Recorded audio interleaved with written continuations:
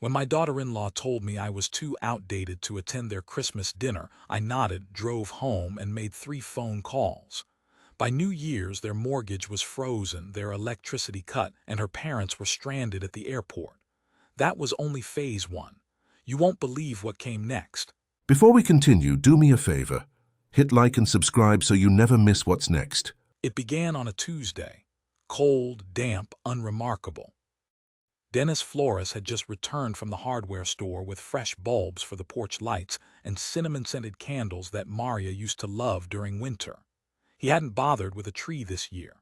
The living room remained plain except for a few modest wreaths and the glow of a lamp Maria bought at a yard sale 30 years earlier.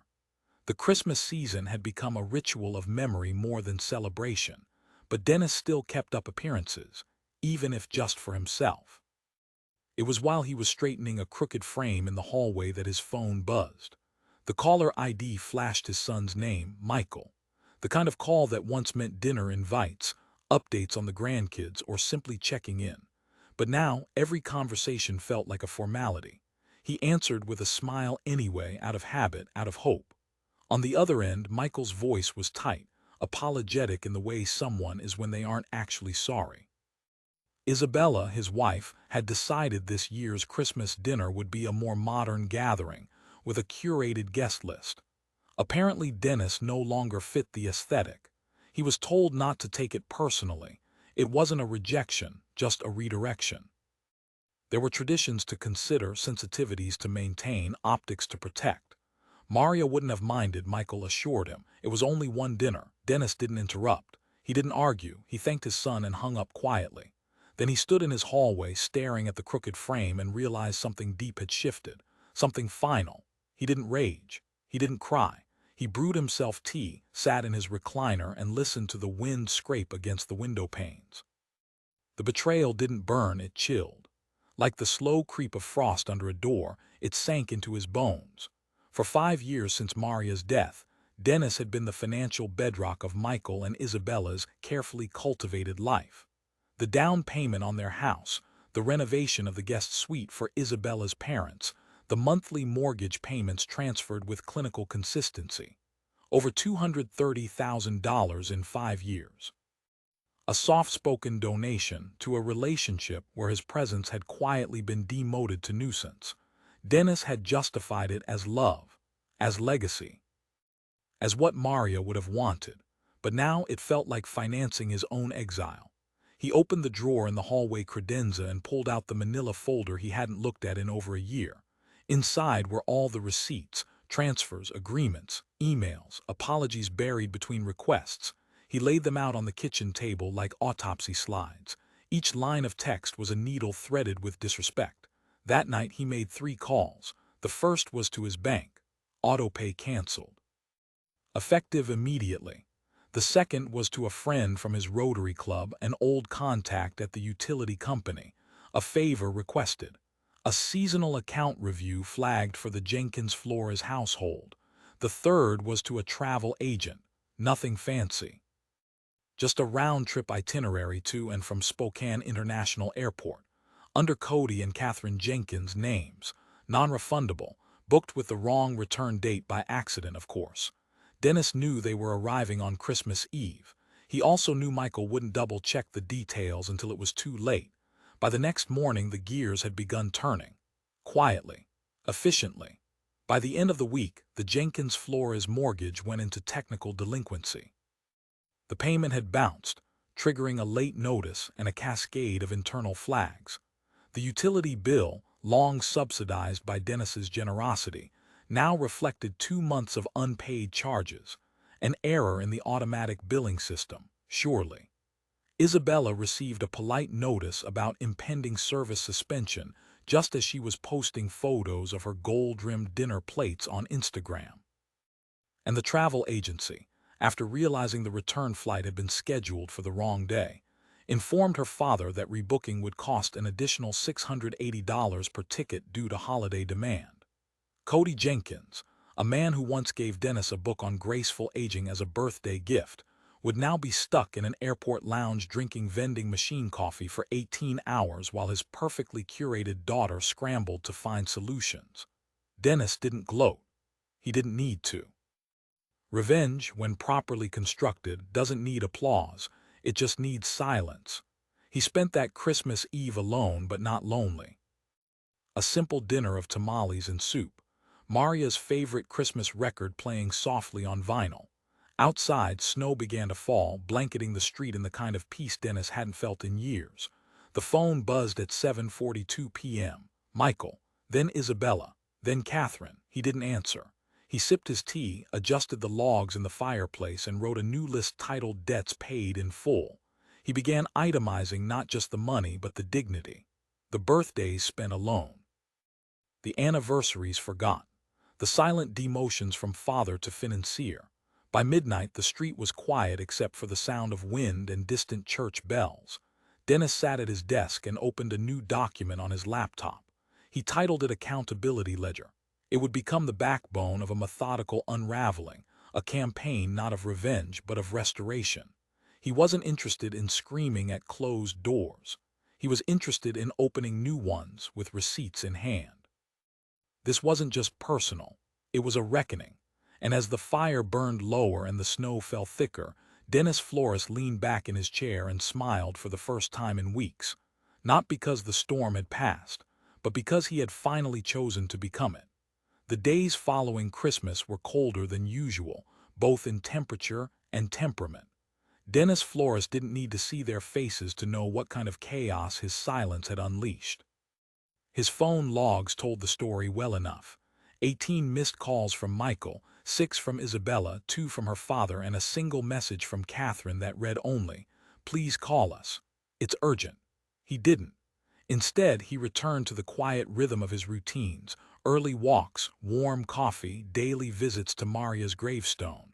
The world from his window was still and white. Inside their modern, thermostatically regulated home, the Jenkins-Flores household was learning what it meant to be disconnected, not just from utilities, but from the foundation of comfort they had never truly earned. Dennis had built that foundation, brick by invisible brick, and now he was dismantling it with the kind of grace only a betrayed man could wield. On December 27th, Dennis received an automated notification. The mortgage payment had been flagged again, this time triggering a hold on their escrow account. What once was a silent safety net had now become a source of concern for the couple. He had also arranged, quietly, through his old buddy at the zoning board, to have their house listed for a surprise inspection, an audit of recent home business activities rumored to violate residential code. Isabella's lifestyle blog, which regularly featured paid sponsored content filmed inside their tastefully sterile kitchen, had unknowingly crossed a zoning threshold. It wasn't illegal, but it was unlicensed, and the penalties, while minor at first glance, would ripple once the city reclassified part of their property as a commercial space. Taxes, permits, disruption, all things they would now have to confront in the middle of a holiday week when most offices were conveniently closed. Dennis kept a physical binder labeled Restoration Plan on his kitchen table now. Each page contained not just actions taken, but emotional intent. This was not revenge for the sake of pain. This was balance, recalibration, a reminder that being old didn't mean being irrelevant. Being quiet didn't mean being weak. He'd spent years listening to condescending lectures about adapting to the times. They never considered that he had simply chosen not to waste his time on their noise. On December 29th, Dennis visited the local florist. He requested a bouquet be delivered to Isabella's office on January 2nd with a handwritten note, a reminder that roots are what keep things standing. You've confused surface with structure. Love, the outdated one. He smiled as he handed the note to the woman behind the counter. She didn't ask questions. Dennis had always tipped well. That same day, he contacted the title company where his name still quietly coexisted with Michael's on the property deed. He filed a clause-triggered hold for ownership clarity, invoking a 2017 provision he'd negotiated when helping them secure the property. It stated that should any cosigner's financial role in the household change without written notification, the deed could be frozen for review. It was a clause no one had expected him to remember. They would remember now. The house couldn't be refinanced, couldn't be sold, couldn't even be legally modified. Not until the hold was lifted. Not until he said so. The effect wasn't immediate, but the whispers began, neighbors asking questions. A notice posted by the HOA regarding temporary deed review status. A contractor turned away by zoning officials when they tried to start Isabella's planned sunroom extension. Delays became embarrassment. Embarrassment became tension. Tension became pressure. Dennis didn't need to see it to feel it. It was in the air, and it was only getting thicker. He mailed a package to the Jenkins Flores address the following day. Inside was a single framed photo of Michael and Dennis on the porch of their first home together. Michael was 10. Dennis had just finished painting the railing. On the back of the frame, Dennis had taped a copy of the original mortgage document he'd co-signed for Michael and Isabella. No note, no context. Just history returned. New Year's Eve arrived like a whisper. The snow fell again, gentler now, more like a curtain being drawn. Dennis ate leftovers, drank his evening tea, and watched the clock tick toward midnight. No invitations came, no apologies, just silence from a family that once called him the Rock. At 11:47 p.m. his phone buzzed with a text from Michael. "We really need to talk." "Please?" Dennis turned off his phone. At midnight, he toasted Maria's photo and opened a new tab on his laptop labeled Phase 3. It was time to take the campaign public, quietly, strategically. He began drafting a letter, anonymous in tone, factual in nature, to the Homeowners Association's community newsletter. It detailed certain homeowner activities and irregularities under review. It referenced bylaws. It used words like potential fraud and unreported modifications. It never named names, but it didn't need to. Everyone would know. He was careful, measured. A single drop in still water makes 1,000 ripples. By the time that newsletter reached doorsteps, the gossip would already be echoing down their manicured cul-de-sac. Dennis knew these kinds of communities. Reputation mattered more than legality. And once cracks appeared, so did questions, inspections, judgment. The same system that once excluded him would now turn on its favored residents. On January 2nd, the bouquet was delivered. So was the audit notice, and the mortgage office sent another freeze confirmation. The pieces were now in full motion, each step an echo of the disrespect that had piled on him for years. Dennis didn't gloat. He went for his walk. He fed the birds in the park. He smiled at strangers. The only difference now was that behind that smile was a man no longer erasing himself for the comfort of others. He had become their discomfort, their overdue consequence. And as he returned home and hung his coat, the fireplace warming the shadows of a house once filled with ungrateful guests, Dennis sat at his desk and reviewed his list again. Some names were crossed out. Some were underlined. The storm he had become was only halfway through its path. And unlike the snow outside, it would not melt with time. The first ripple hit on a Thursday, unassuming, almost invisible, like a whisper riding the morning frost. The community newsletter arrived folded neatly on every doorstep in that prim neighborhood where everyone knew everything and pretended not to. Inside, buried between a recipe for gluten-free banana bread and a spotlight on some seventh grader's science fair win, was the column Dennis had penned under the pseudonym Concerned Neighbor. It was surgical, no names, just implications. A call for vigilance regarding homeowners exploiting zoning loopholes, inconsistencies in property usage, and a reminder of the consequences when personal ambition supersedes community compliance. It referenced page numbers, it quoted bylaws, it bled guilt between the lines, and it landed like a bomb. By noon, Isabella's name was in whispers. By evening, her inbox was full. The very women she had hosted boozy candle-making nights with were now scheduling emergency board meetings. The HOA president, Dennis's silent partner in this slow-motion implosion, called for an anonymous town hall discussion. Not about her, of course, just a general meeting to realign expectations and prevent misuse of community privileges. Isabella panicked. Michael was already unraveling. The mortgage hold had triggered their escrow company to freeze funds set aside for property taxes, and the January payment was already late. Their lender was now demanding a full review, and their credit score had taken another hit. The contractor for their sunroom renovation backed out. Their thermostat glitched during the coldest night of the month. Their neighbors had questions, and Michael's face looked increasingly pale in every video call he had to fake his way through. Dennis, meanwhile, was silent. He spent the morning cleaning out his garage, donating a box of tools he no longer needed to a local youth program. Revenge didn't mean hoarding power. It meant knowing exactly where to place it. He walked by the lake later that day, the crunch of snow underfoot, a thermos of coffee in hand. He checked his watch, 3:17 p.m., right on time. At that moment across town, a delivery van pulled into the Jenkins Flores driveway. Two uniformed men stepped out, carrying a large box marked returns. Inside was a $1,200 espresso machine Dennis had gifted them for their wedding.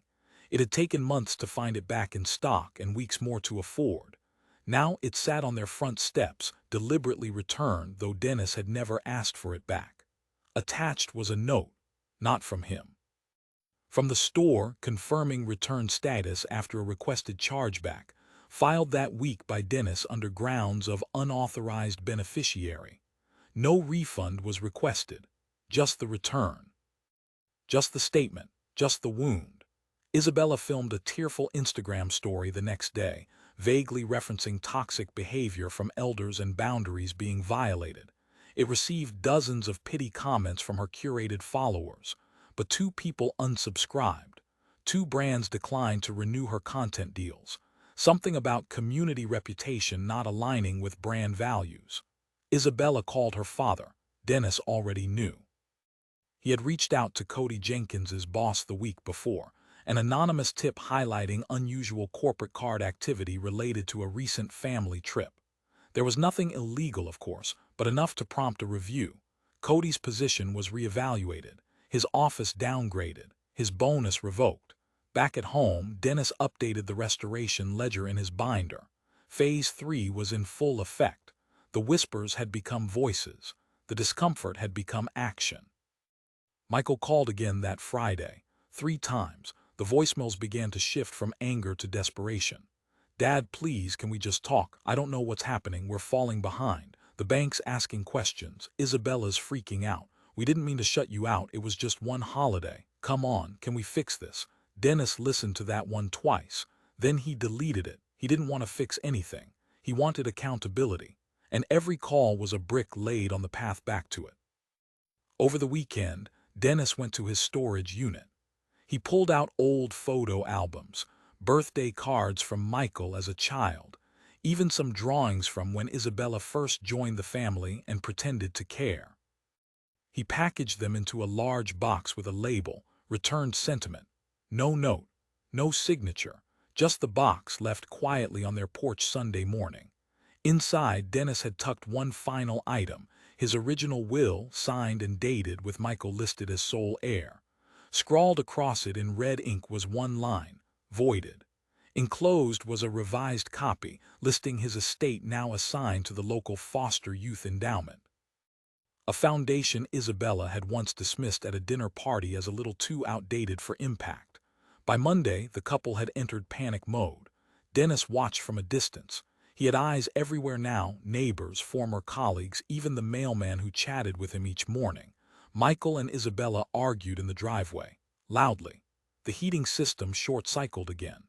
Another zoning citation arrived. The lender scheduled a physical appraisal. And the city sent a notice. Due to multiple unresolved code violations, their next property tax bracket would increase. They tried to protest. No one listened. The sympathy they might have earned had eroded beneath the surface. And still, they hadn't figured it out. Not completely. Not yet. Dennis began planning Phase 4. The first true crack in their facade did not show in their finances, but in their eyes. Dennis watched it happen one afternoon from across the coffee shop where Isabella used to film her Monday Modern Mom live streams. She sat at a corner table alone, no ring light, no curated latte art, no smile. Her laptop was open, but she wasn't typing. She was scrolling.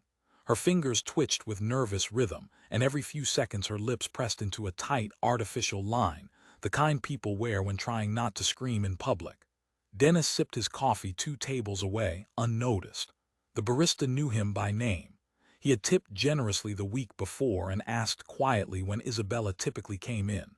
Predictability was her weakness. Control had always been her illusion. And now, everything she depended on to keep up appearances was beginning to rot from the inside. She didn't know it yet, but her name had been quietly flagged on a community business grant application for misreporting home-based earnings. A concerned party, Dennis, had submitted financial screenshots from her public blog, matched against the revenue reports she had claimed in a local initiative newsletter. It wouldn't lead to charges, just scrutiny, delay, and audit, enough to rattle her and put whispers in the mouths of her peers.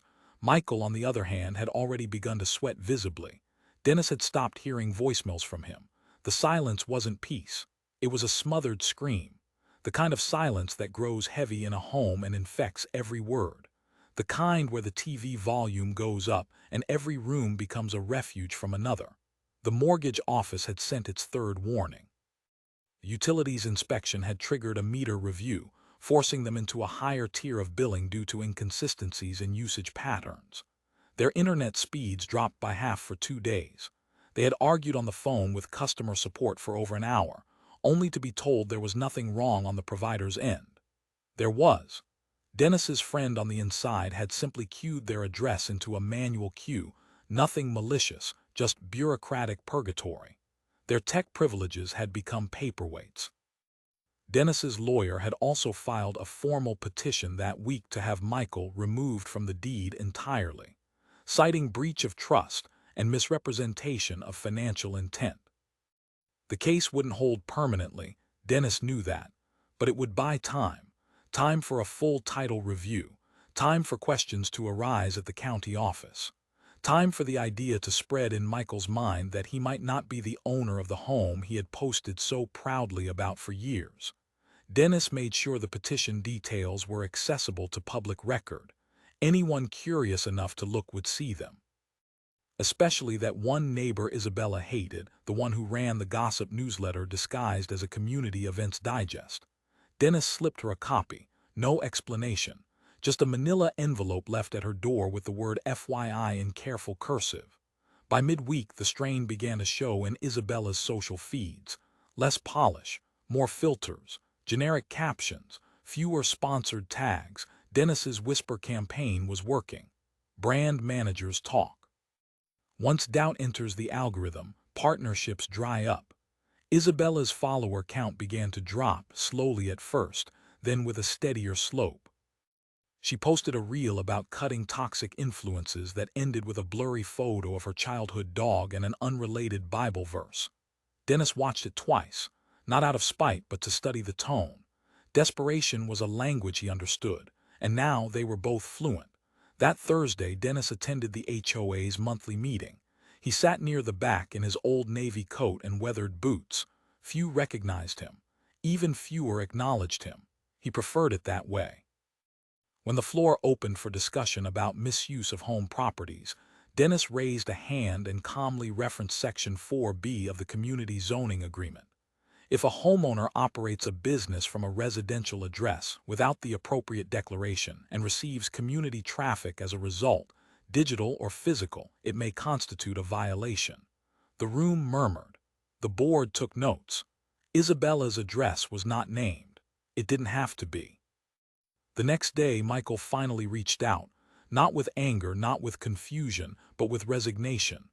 A typed email, 3 paragraphs long, apologizing for everything, for the distance, the assumptions, for not speaking up when Isabella had made her suggestion about Christmas. Dennis read it twice. It was too late. He didn't respond. Instead, he forwarded the email to his estate attorney with the subject line, "No response needed. Archive for records." Dennis spent the rest of the evening cleaning out Maria's old jewelry box, not because he needed to, but because letting go of the things that no longer mattered gave him space to protect the legacy that still did. He found a charm bracelet Maria had started for Isabella when she first married Michael. It was half full. He placed it in a small envelope, labeled it unfinished investment, and added it to the stack of symbolic returns he'd been preparing. No rage, just closure, one artifact at a time. The next morning, the Jenkins Flores home was visited by a code enforcement officer. Anonymous complaint. Possible mold inspection required. Dennis had made no such complaint, but he knew who might. A neighbor who had found a strange puddle near their shared fence and whose patience had worn thin. Dennis had simply reminded her last week at the market that Isabella's home was still technically under structural review. That mold in homes with newly installed sunrooms can spread faster than expected. He had said it with concern. She had said nothing in return. But now, here we were. By the end of the week, Dennis's binder had 3 new check marks. His coffee tasted stronger. His sleep came easier. He didn't feel guilt. He felt measured, balanced. He walked slower now, not from age, but from intention. Every step forward was a step away from erasure. The world hadn't written him off. His family had. But now the ink was drying in his favor. And the title on the last page of his binder, newly added in bold pen, read, Phase 5, Public Silence, Private Collapse. By the first week of January, the Jenkins Flores home began to feel less like a sanctuary and more like a beautifully decorated pressure chamber. The cracks Dennis had seeded were no longer silent. They were screaming. Calls from their lender became daily. The second mortgage payment had officially lapsed, which triggered a 30-day default clock. Isabella's parents, who had returned from their holiday flight delay with more complaints than apologies, were beginning to question whether their modern power couple of a daughter and son-in-law had ever truly had things under control. Cody Jenkins' demotion at work had begun to affect his confidence at home, and he had snapped at Isabella twice in front of the kids. The tension in the air, once subtle, now grew loud and visible. Chipped voices, long silences, doors closing a little too hard. Dennis knew because the HOA security logs were quietly forwarded to him by a trusted ally on the board. Unusual comings and goings, a visit from a financial advisor, a contractor who showed up but left 15 minutes later after a hushed conversation on the porch. All of it recorded. All of it fed into the narrative Dennis had constructed, one of elegant, plausible collapse. Meanwhile, Dennis had escalated the campaign into something far more insidious. He no longer needed to act directly. The community had begun doing it for him. Rumors swirled about tax problems, unpaid permits, failed inspections. The story had changed. It was no longer Isabella and Michael, the golden couple with the influencer house. Now it was that couple. The ones under review, the ones hiding something. And Isabella, for all her carefully curated charm, had never built real relationships, only audiences. And audiences turn fast, especially when there is blood in the algorithm. Dennis didn't need to say a word. He spent those days rereading old letters Maria had written to him from their early years. He organized the pantry. He called his goddaughter and offered to help pay for her nursing degree. Quiet gestures, soft power. Control did not have to look loud. It just had to be firm. But the real masterstroke came when Dennis contacted the property insurance company. A forgotten clause in the policy, one that Dennis had negotiated at signing, required all financial contributors to the property be notified before any coverage changes. Dennis submitted a hold on policy adjustments due to undisclosed third-party occupancy. This triggered a temporary freeze, which meant no renovations, no repairs. And the moment of poetic justice came when a pipe burst in the Jenkins Flores kitchen during an unusually cold night. One of the few that week where the automated heating system had failed to cycle properly due to the tiered conservation audit Dennis's friend had initiated. Water damage, warped floorboards, and no insurance funds available to cover immediate repair. Michael's email that week was less composed. It was a storm of confusion, half threats, half begging. He accused Dennis of sabotaging his life, ruining their credit, interfering with their privacy. But there was no proof. No smoking gun, only a string of coincidences they could not publicly attribute. Dennis did not respond. He simply added the email to his binder under emotional volatility, confirmed. Isabella, stripped of partnerships and now facing community sanctions, attempted to pivot her content. She began posting minimalist videos about decluttering your life, hinting vaguely at betrayal, at boundaries, at outgrowing toxic roots. It backfired. Comments turned mocking. Screenshots circulated in private group chats Dennis had never seen but knew existed. One of the brands she had worked with publicly distanced itself from her after values misalignment. A once rising influencer now found herself being quietly pushed off the algorithm cliff. And then Dennis delivered his next piece of theater. A small dinner invitation, handwritten, addressed to Michael, Isabella, Cody, and Catherine, delivered via registered mail. It read, "You are cordially invited to a private dinner on February 1st to discuss restoration, reconciliation, and financial clarity. Location, 14 East Marrow Drive, the original florist residence. Attire, formal. Tone, honest. RSVP not required. Attendance expected." He sent one copy to each of them. No explanation, no signature, but they would know.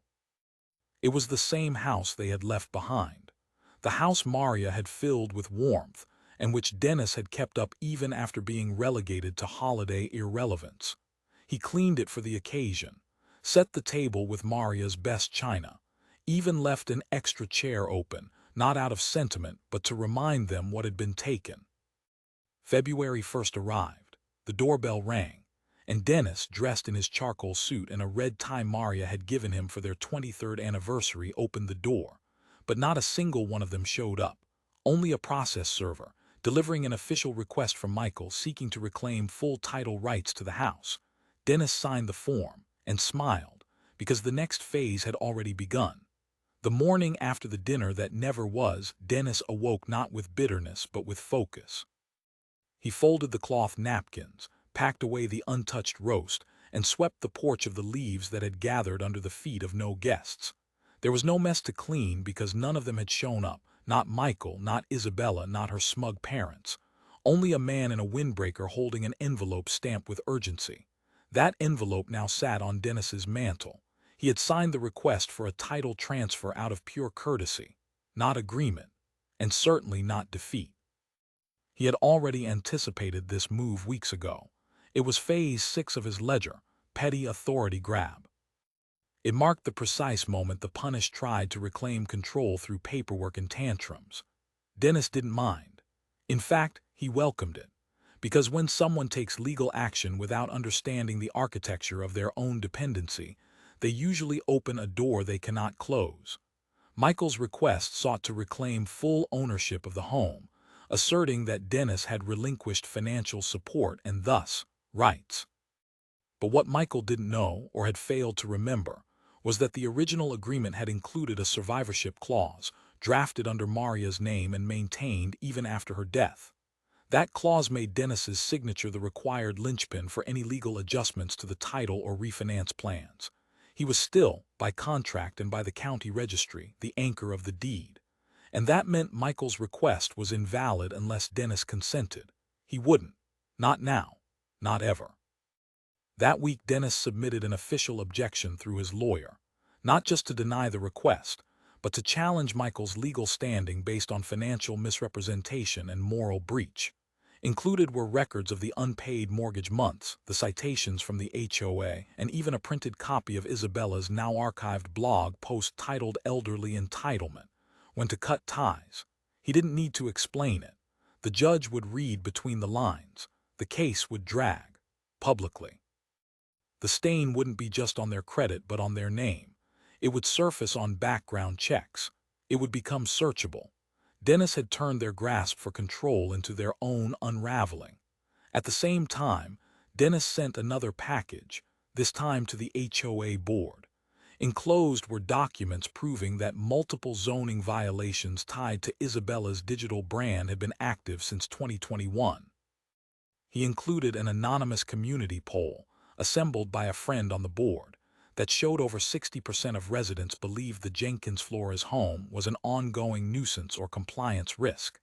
It was the kind of data that couldn't be ignored, and it triggered a mandatory review by the board, leading to a temporary community status freeze. They were now ineligible to vote on neighborhood issues, use the clubhouse, or attend board-hosted events. For someone like Isabella, That was exile. Meanwhile, Dennis's next act was poetic in its simplicity. He uploaded a YouTube video, not under his name, but under the channel of a local history group he had supported for years. The video was titled Roots and Foundations, the Forgotten Architects of Merrill Hills. In it, Dennis narrated the story of how the neighborhood was founded, who helped write the first bylaws, who donated land, and who financed the early infrastructure. His name came up multiple times, with receipts, photos, signatures, a legacy they had erased, now immortalized in digital record. The video gained quiet traction. Neighbors shared it, some commented. Isabella's followers, those who still lingered, stumbled upon it. The contrast was jarring.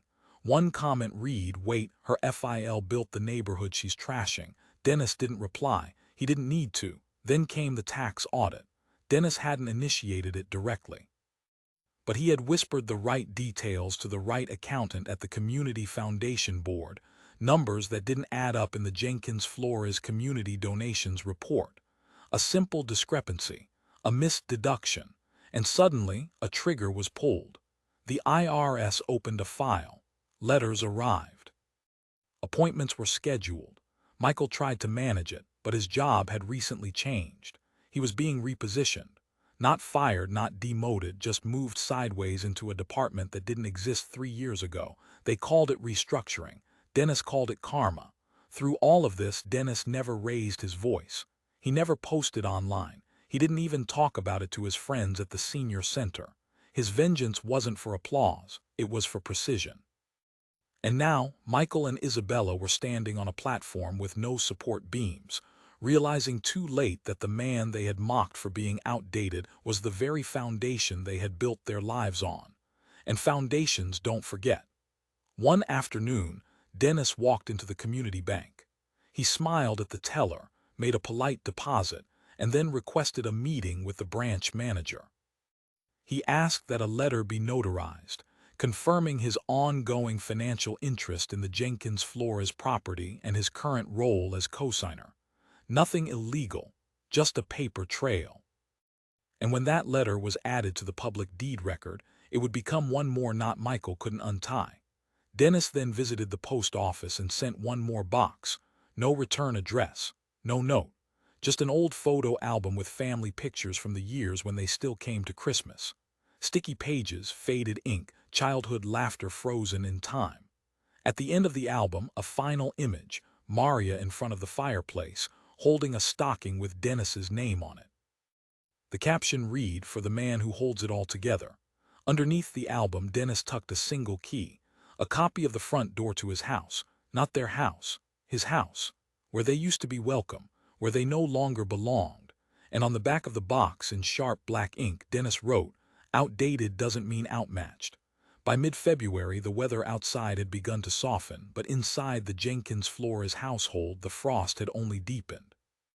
The house that once buzzed with curated chaos, chic brunches, photo shoots, kid-approved snack platters, had become a cold chamber of unspoken truths and half-answered questions.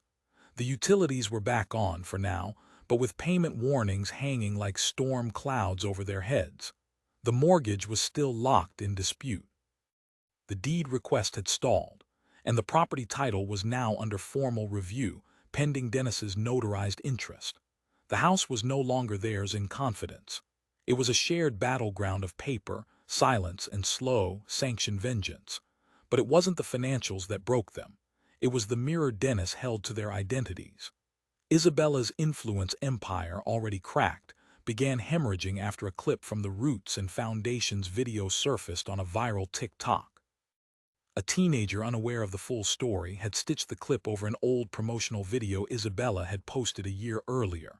The contrast was damning, Dennis talking about building the neighborhood from scratch, then Isabella boasting about her self-made lifestyle. The comments lit up. Wait, her FIL did all the real work. So she married money and forgot where it came from. This is why boomers don't trust millennials. It snowballed. Sponsors didn't call back. 2 more brands removed her from affiliate programs. She posted an apology video with soft piano music and a vague reference to family complications, but the internet smelled weakness. Her once loyal audience began to peel away, and with them went her last illusion of control. Michael, meanwhile, found his world shrinking. His job had shifted him to a remote compliance role, which translated into silence and irrelevance. He went from leading Zoom meetings to taking notes in them, from approving budgets to reviewing invoices. His coworkers no longer replied to his casual messages. Even his supervisor, once an ally, now kept things short and formal. The title of project lead was gone. His name stopped appearing in the monthly newsletter. He was still being paid, but barely noticed, and that hurt more than a demotion. It was an invisible erasure, the kind Dennis had lived through every Christmas after Maria passed. Dennis saw all of it unfold from a distance, not because he was obsessed, but because he knew how slowly neglected bridges collapse, first the strain, then the cracks, then one final, graceful fall. He had become the architect of their unraveling, but he wasn't pushing anymore. Now gravity was doing the work. Still, he added touches. He donated a large sum to the community scholarship fund in Maria's name, anonymously. The local paper ran a thank you note and mentioned the family by name, not Michael's, just Maria and Dennis Flores. The article read, "Founders and legacy residents give back to the neighborhood that they helped build." Isabella's father, Cody, saw it. He forwarded it to his daughter with one word, "interesting." That same week, Cody submitted a petition to have his name removed from a trust Isabella had created, quietly, legally, cleanly. Dennis heard about it from the same attorney both men once shared. No comment was needed. The walls were closing in, but Dennis wasn't finished. He scheduled a public estate planning seminar at the local community center. Not flashy, just a fiscally sound living for seniors workshop. Flyers were posted, invitations sent. One flyer was taped to the mailbox at the Jenkins Flores house, not as a threat, but as a reminder. The event was well attended. Dennis walked them through living wills, medical directives, and, most importantly, asset preservation from irresponsible beneficiaries. He didn't mention names, but every example was tailored, crafted from the same template Michael and Isabella had followed like scripture. The audience murmured with recognition. Several attendees asked for copies of the sample documents. The seed had been planted. That night, Dennis received a voicemail, not from Michael, but from Isabella. Her voice was trembling, not with sadness, but anger. She accused him of destroying their life, of turning the community against them, of humiliating her in ways that could never be undone. Dennis listened to every word, then played it again, not to gloat, but to measure. There was no apology, no reflection, only a wounded ego trying to retake ground it never owned. He didn't respond. Instead, he made a note in his binder, Phase 7, Control Shifts Publicly. To make the point land, he prepared one more gift. He found a photo of the first Christmas after Maria died, the last one where Michael and Isabella had come willingly. In it, Dennis stood at the head of the table, Michael at his side, Isabella in the corner already looking at her phone. He had it printed, framed, and delivered to their house through the same courier that had once delivered their wedding registry gifts. The photo arrived wrapped in crisp brown paper, tied with black ribbon. No note. Just the image, frozen in time, where respect still existed. Where Dennis still belonged. They didn't respond, but the silence was louder than any scream. The first week of March began with a ribbon-cutting ceremony, a small, dignified affair held at the east entrance of Marrow Hills, where the old stone path had been restored and a new bronze plaque installed. It read, "In recognition of Dennis and Maria Flores, original stakeholders and founders of East Marrow Hills." The words weren't chosen by Dennis, but by the community committee he had once chaired decades ago, now reassembled and re-energized thanks to a quiet donor who had promised matching funds for civic projects. That donor was Dennis, of course. He stood off to the side during the ceremony, dressed simply, smiling faintly, not needing applause. He didn't wave. He didn't give a speech. He just stood there while photos were taken, photos that would appear in both the HOA newsletter and the local newspaper. In every image, Dennis stood tall, and in the background, the Jenkins Flores residence appeared like a ghost, visible, yet wholly absent. The article that followed included a brief paragraph listing the Flores family's original contributions to the neighborhood. There was no mention of Michael, no mention of Isabella. In a twist of poetic justice, the same publication that had once done a glowing spotlight on Isabella's modern homemaking movement had now given more space to a man they'd all written off as old news. Reputation was currency, and Dennis had just bought back every ounce of what they stole. But that was just the beginning. The next Monday, Dennis sent one final letter, not through a lawyer, not through an agency, but handwritten. It arrived in a plain envelope, slid beneath the door of the Jenkins Flores home by a courier dressed like any other delivery man. Inside was a single sheet of paper with 3 lines written in elegant, deliberate cursive. Legacy is earned, not assumed. Your debt to me is no longer financial. It is historical, and history has a long memory. There was no signature, just the faint imprint of the Flores family crest, embossed in the corner, something Isabella wouldn't recognize but Michael would.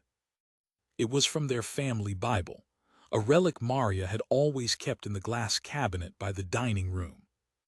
Dennis had taken it out just once to press that stamp, an echo from the past that whispered louder than any threat. That same week, the local community archive launched an online exhibit featuring interviews from Merrow Hill's founders. Dennis had participated in several of them. Soft-spoken, detailed recollections of zoning meetings, contractor disputes, landscaping plans, and neighborhood disputes, all stories Michael and Isabella had never cared to ask about, let alone preserve. But now they were being cataloged, preserved, and featured on the community homepage that Isabella used to control through her sponsorship contacts. The board had quietly removed her access weeks ago, citing her ongoing litigation and reputational instability. She hadn't been told until she tried to log in and found her credentials revoked. Dennis didn't need to know the details. He only had to listen to the silence. The garage door no longer opened at predictable hours. The lights inside their home were erratic, on at odd times, off during the day, sometimes flickering. Their decorative porch sign, once boasting welcome to the Jenkins Flores modern farmhouse, was gone. In its place, an empty hook and a crack in the siding where someone had removed it hastily. Dennis walked by often, not to gloat, to confirm. He noticed the deliveries were fewer now. No floral arrangements, no branded meal kits, no oversized Amazon boxes with influencer tools, only municipal notices and certified envelopes. Meanwhile, Dennis bought flowers every Tuesday, yellow tulips, Maria's favorite. He placed them at her gravestone without fail, each time accompanied by a single folded copy of the latest printout from the community bulletin, where his name continued to surface as a long-standing steward of Merrow Hills. Legacy, it seemed, was being rewritten truthfully this time, but the final stroke wasn't public, it was personal. Dennis called the estate attorney one last time, not to update his will but to finalize the removal of Michael as executor. He appointed a goddaughter instead, one who had visited every Christmas for the last 6 years, even when Michael had not. Her name would now be tied to the Flores Trust. She would inherit not just the assets but the story. Dennis prepared a letter for her too, with instructions not to open it until after his passing. Inside were photos, deeds, and a written history of how he had dismantled the myth his son and daughter-in-law had built on borrowed foundations. It wasn't spite. It was preservation. Then he boxed up the last few remnants of their betrayal, the final HOA letters, the printed Instagram posts, the apology video Isabella had deleted but which Dennis had saved offline. He sealed them in a file folder labeled Arrogance Archived. Then he slid it into the back of his filing cabinet and locked the drawer. That night he received one more call. It was Michael. The voice on the other end didn't ask for anything. It simply said, "I didn't know it would go this far." Dennis paused before replying. It never had to, but you both chose distance over memory. And memory has a price. Michael didn't respond. The line went dead. And Dennis, alone but never lonely, marked the end of Phase 8 with the final entry in his ledger. They buried me with distance. I returned the favor with history. The final unraveling didn't come as a single collapse. It came in layers, thin, suffocating, quiet. By mid-March, the Jenkins Flores house no longer felt like a home. It resembled a hollow showroom of regrets, a place where light once entered easily and laughter echoed off the walls. Now the curtain stayed drawn. The porch was bare. The only sound that remained was the dull rhythm of failure ticking behind their walls. Dennis walked past it often, not with malice but with certainty. He didn't need to press any further. The foundation had eroded completely. His presence now was simply punctuation, a calm, deliberate reminder that history has gravity, and he had long since taken control of the weight. Isabella had become a ghost online. Her last post, over a month old, was still pinned to the top of her now-dormant page, an apology wrapped in victimhood, fingers pointed at unnamed elderly manipulation and deep family wounds. But the comments had turned. Even her most loyal followers had grown skeptical, then bored. She had built her platform on aspiration, and now every trace of struggle shattered that illusion. A few clickbait blogs tried to spin the narrative when boomer parents sabotaged success, but it didn't land. There was no villain to spotlight, no quotes to amplify. Dennis had remained silent, methodical, invisible to headlines, and because of that the narrative collapsed under its own weight. Michael, meanwhile, had entered the quiet desperation phase. His email signature no longer held a title, just Michael Flores with a generic phone number and no corporate address. He had become professionally adrift, shuttled into remote oversight roles with no upward track. His team had been restructured out from under him, projects reassigned. His once-decorated LinkedIn profile had gone dark. Dennis had never lifted a finger against his career directly. But consequence doesn't always need targeting, it only needs inertia. The same financial disputes tied to the deed review had made Michael ineligible for internal promotions. His bank had flagged their joint financial status, and the whisper of a pending legal investigation, even unfounded, was enough to cool off HR departments faster than a winter gust. The home they fought to secure had become an anchor. The mortgage, still frozen in escrow dispute, could not be sold or refinanced. Contractors wouldn't touch it without full insurance clearance. Their last attempt to rent out the guest suite was denied by the HOA. Dennis had submitted a formal concern about transient leasing, citing neighborhood stability and safety. It passed with a narrow vote. One of the board members had nodded to Dennis after the meeting, not out of loyalty, but respect. The kind earned when you remind a community who first poured its cement. Dennis's power wasn't in what he did anymore. It was in what he represented. He had become a living reminder of their entitlement, of every bridge they had torched under the illusion that he would never build another. But Dennis had built everything from the ground up once before, and now, piece by piece, he was doing it again, not for himself but to ensure they never could. His mailbox overflowed less these days. Most of the correspondence had stopped. No more legal letters, no more frantic calls. Michael hadn't left a voicemail in over 2 weeks. Isabella had unfollowed him online, not that he ever noticed. He didn't exist in their feeds, he existed in the records, in the foundations, in every legal block they now faced when trying to undo what had been done. One afternoon, Dennis received a padded envelope, no return address. Inside was a single item, the charm bracelet Maria had started for Isabella. Half full, tarnished, no note. Just a silent concession that even sentiment could no longer bridge the chasm. He placed it back in its original box, added it to the archived arrogance file, and slid it to the back of his drawer without expression. The victory wasn't in receiving it. The victory was that they had realized it no longer held value. That weekend, Dennis attended a local fundraiser for the senior library. His name was announced among the top donors. He didn't wave. Just nodded and left early, stopping by the lake Maria loved before heading home. He watched the water move under gray skies, remembering the softness of her voice when she used to describe how peace wasn't found in stillness, but in control of the current. That was what this entire war had been about, not rage, not vengeance, not legacy. Control. They had tried to wrest it from him using trends and shallow insults, tried to define him as outdated, irrelevant, disposable. And he had answered not with anger but with order, with the kind of structured, deliberate retaliation that leaves no debris, only silence. Later that night, Dennis received an email, a single line from Michael. "Is it really over?" Dennis closed the screen. He did not reply. He would never reply. The ledger stayed open on his desk, only one page left blank. Spring came to Marrow Hills with early blossoms and quiet apologies. The birds returned before the people did. The sidewalks were swept.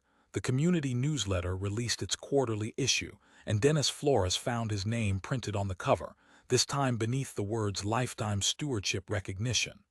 The honor was simple yet complete, a nod from a town that had tried to forget him, only to be reminded in the most meticulous way of exactly who built the ground beneath them. He didn't attend the award ceremony. He didn't need to. His name was carved into the new marble bench installed by the lake, the same lake Maria had loved, the same one where Dennis now went every Thursday with a thermos of tea and a folded newspaper. The bench said, "For those who remember when things were made to last." No surname, but everyone in the neighborhood knew.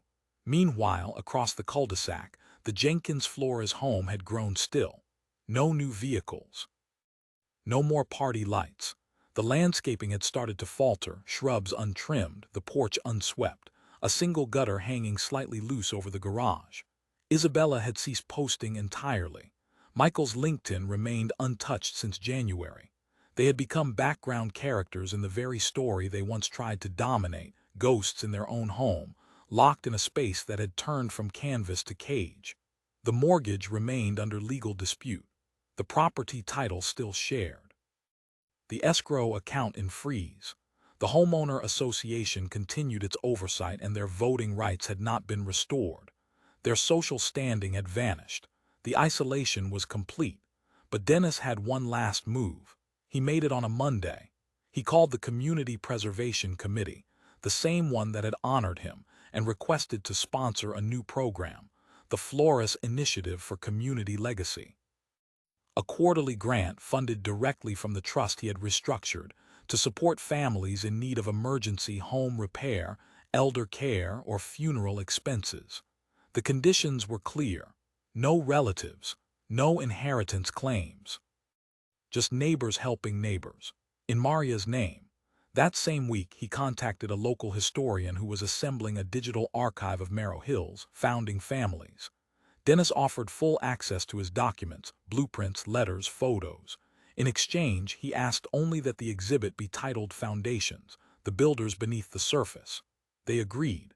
The archive launched online to quiet fanfare but high engagement. Within weeks, local high schools were referencing it in civic studies projects. Teachers quoted him. Young residents shared stories about the guy who built everything and got erased. Dennis didn't smile when he saw it. He just nodded once, slowly. And then he filed the final motion. It was quiet, almost anticlimactic. A single-page filing with the county clerk's office, officially revoking his power of attorney rights over the Jenkins Flores estate. He included a statement that read, "All decisions regarding this property and its financial standing are henceforth entirely theirs." As requested, as deserved, it was a release, not of responsibility but of leverage. They could not beg for help now, they could not argue over control. The house, the loans, the taxes, the mess, it was all theirs again, untethered, unsupported, and utterly unsalvageable. Later that day, a package arrived at the Jenkins Flores doorstep. No return address. Inside was a single blank house key. Attached to it was a square of old newspaper, the real estate ad from 15 years ago announcing the sale of the house, circled in faded ink. On the back, a handwritten note. "This is the last thing I ever wanted back. I leave it to you, not out of forgiveness but closure. Lock the door behind you when it all ends. Or don't. It's not my concern anymore." Isabella didn't post about it. Michael didn't reply. They had no cards left to play, no statements left to craft, no audience to plead with. Dennis spent that night at Maria's grave. He brought a candle this time. Let it flicker until the sky turned dark and the chill settled in. He sat quietly and whispered things no one else would hear. Not out of sentiment, but out of reverence, for the woman who had believed in him before anyone tried to forget he mattered. As he rose, he didn't look back. He walked home, placed the final volume of his ledger on the shelf, and poured himself a glass of tea. The last page was already filled. Justice is not loud. It is slow. It is deliberate, and it lasts longer than anyone expects.